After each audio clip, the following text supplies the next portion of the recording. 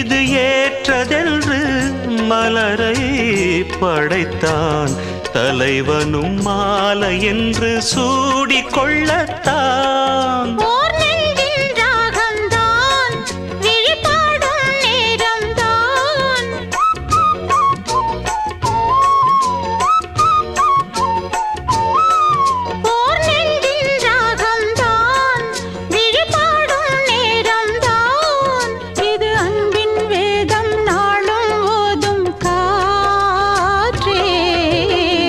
வைகை நதி ஓரம் பொன்மாலை நேரம் காத்தாடுது.